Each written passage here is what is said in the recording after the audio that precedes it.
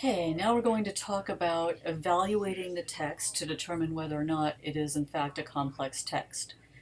So the first thing we'll do is take a look at Appendix A of the Common Core Standards, which describes the rationale for choosing more complex texts and how to do so.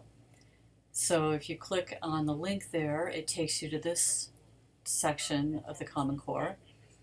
And it describes here why reading is such an important component, and it talks about text complexity and how they decided that reading in school had gotten easier and easier, yet the demands on reading stayed the same or got even more complex. So they've upped the level of text requirements for what we teach in schools.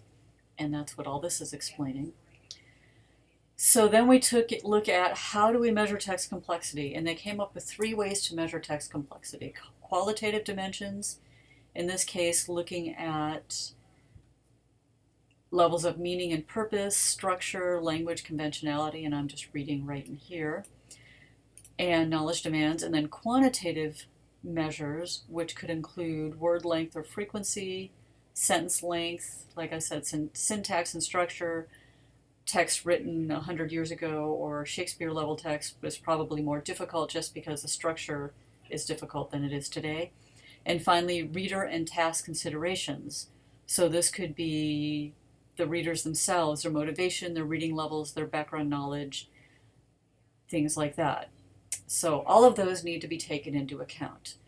And if you continue on, first we can look at the qualitative measures, and that includes levels of meaning, the structure, language conventions, knowledge demands.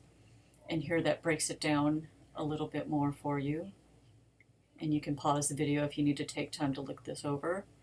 Then it talks about different quantitative or numeric measures.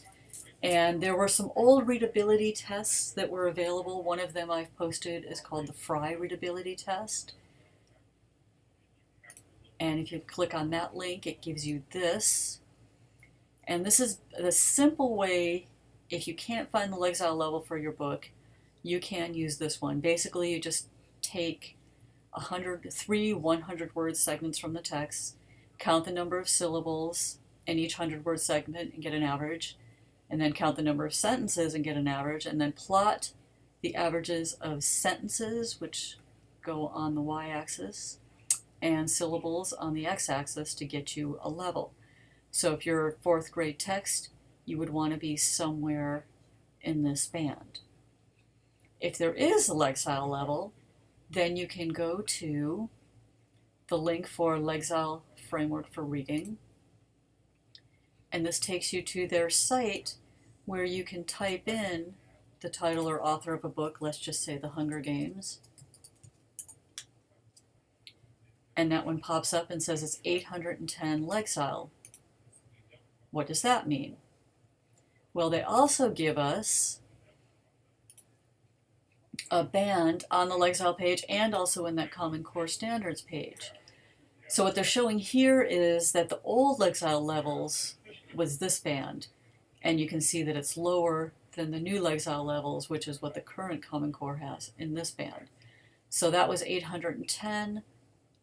According to the current Lexile level, that would put it at 4th to 5th grade level. Now, anybody that knows the Hunger Games knows that's probably a little too mature for 4th and 5th grade level. So if we took into consideration the reader and task considerations, I would put that more at the 6th to 8th grade level.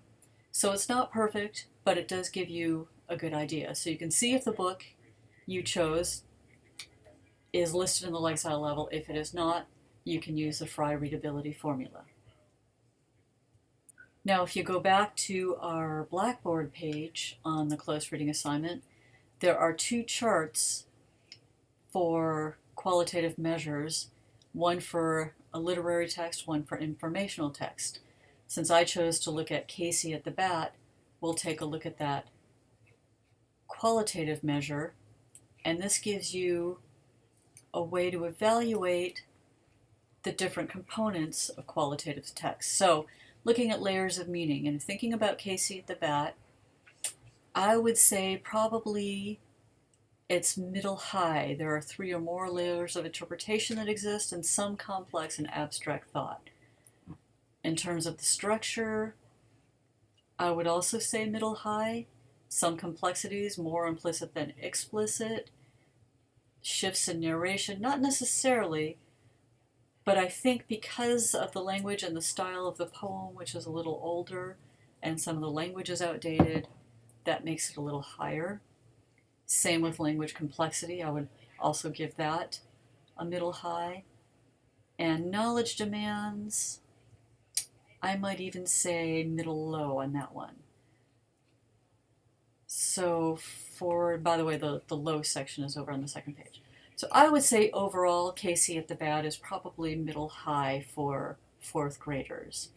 And if you're doing it with 5th graders, it could be middle to middle low. So that's how I would evaluate that in the qualitative measure. Before we leave the topic of evaluating text, I encourage you to dig around a little bit on the Legzile website. They have information. If you're a reader, you know a reader that needs help finding books, they can enter their information and find books at their level.